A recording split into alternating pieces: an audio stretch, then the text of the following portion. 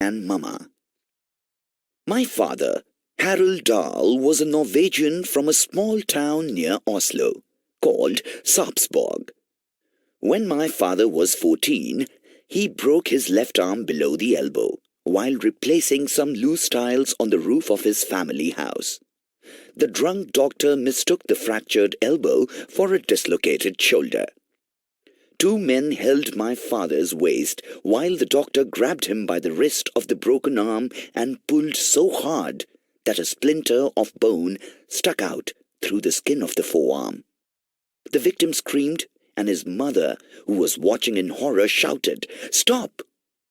My father's arm had to be amputated at the elbow. Over the years, he taught himself to do things with the 4 fingers and thumb of his right hand. He could tie a shoelace quickly and used a sharp fork to cut the food on his plate. He carried the fork in a leather case in his pocket, but he found it impossible to cut the top of a boiled egg. After finishing school, he and Oscar, his elder brother, went to Paris to make a fortune. In Paris, they decided to work independently and separated. There, my father met Adamson, another Norwegian. They started Adamson and Dahl, a shipbroking firm in Cardiff, in South Wales, in a room rented as an office. Within a few years, my father bought a house in Llandaff. In 1916, I was born after 4 children. In 1920, my sister Asti, who was my father's favorite, died from appendicitis.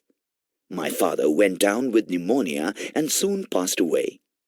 I'm quite sure he was missing his beloved daughter and wanted to join her in heaven. My mother carried her husband's wishes of educating their children in English schools.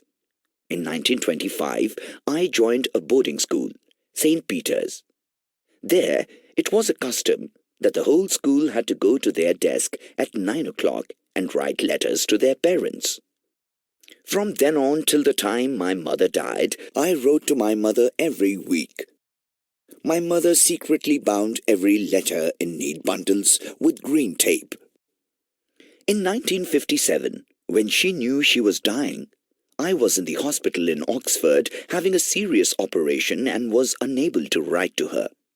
She telephoned me to have one last conversation and passed away the next day.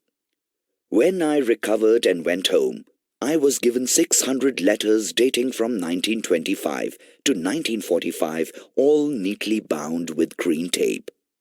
I felt awfully lucky to have something like this to refer to in my old age.